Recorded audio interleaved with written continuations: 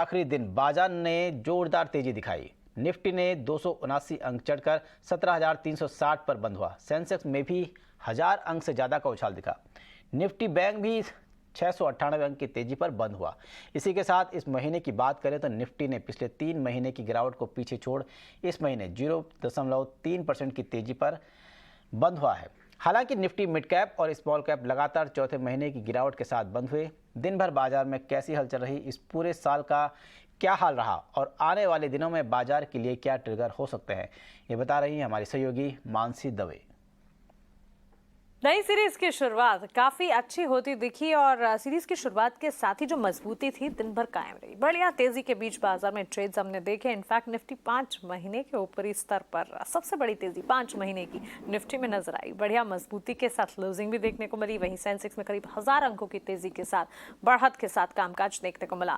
हर sector, हर index, हर pocket में हमने अच्छी खासी तेजी देखी। बैंक निफ्टी के तो 12 के 12 शेयर्स में जो मजबूती थी दिन भर छाई रही और ये मजबूती बाजार क्लोज होने तक कायम रही। हमने ये भी देखा कि सभी सेक्टर इंडेक्स हरे निशान में थे, जिसमें लीडिंग सेक्टर्स आईटी, एनर्जी और रियल्टी थी।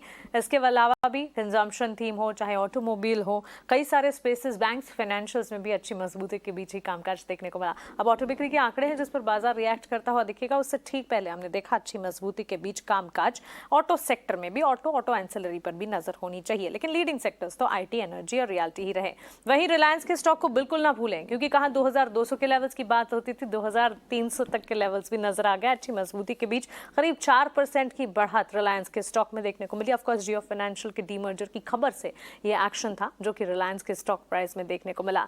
वहीं ऑर्डर मिलने की खबरों से रक्षा मंत्रालय से डिफेंस कंपनियां, 3 डिफेंस कंपनियां बीईएल, बीडीएल और साथ ही कोचिन शिपयार्ड में बढ़िया तेजी। रक्षा मंत्रालय की तरफ से 9800 करोड़ के ऑर्डर्स मिले हैं इन्हें कुल मिलाकर, और उसका इंपैक्ट था जो कि तीनों स्टॉक्स में नजर आया। डिफेंस स्टॉक्स में तो आए दिन हम देखते हैं अच्छी खासी मजबूती ऑर्डर विंस के चलते, और इसका एक रब ऑफ इफेक्ट एचएल के स्टॉक में भी देखने को मिला, क्योंकि इन तीनों कंपनियों के लिए अच्छी खबर थी। तो सेम सेक्टर से जुड़ा स्टॉक, तो इस पर भी एक अच्छी एक्शन के साथ ही ट्रेड दिखा।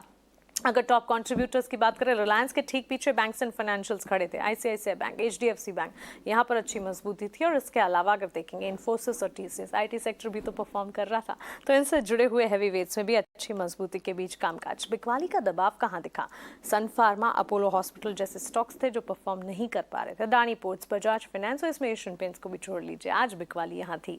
लेकिन मिड कैप में भी गेनिंग मोमेंटम हमने देखा। कोफोर्ज का stock, mid cap IT sector चल रहा था तो मिड कैप आईटी भी चल रहे थे, बैंक्स चल रहे थे तो मिड कैप बैंक्स भी चल रहे थे। इसी तरह का इंपैक्ट हर तरफ बाजार में, चौतरफा तेजी जो थी।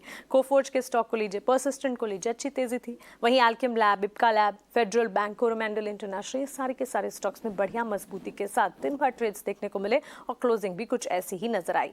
फाइनल क्लोजिंग फिगर्स जब हमारे सामने आए, काफी अच्छी मजबूती के साथ इंडेक्सेस में क्लोजिंग नजर आई। वहीं अगर निफ्टी बैंक देखेंगे 40,600 के पार अच्छी खासी मजबूती पर क्लोजिंग, करीब 700 अंकों की बढ़त। सेंसेक्स में 1000 अंकों की बढ़त और साथ ही निफ्टी में 17,360 के लेवल्स के इर्द गिर्द करीब 300 अंकों की तेजी के साथ। तो सीरीज की बढ़िया शुरुआत और बढ़िया क्लोजिंग फ्राइडे सेशन की भी देखने को मिली। नए सीरीज में अच्छा खासा एक्शन और शुभ शुरुआत तो हुई। उम्मीद यही करते हैं कि बाजार का ये मूड माहौल जारी रहे।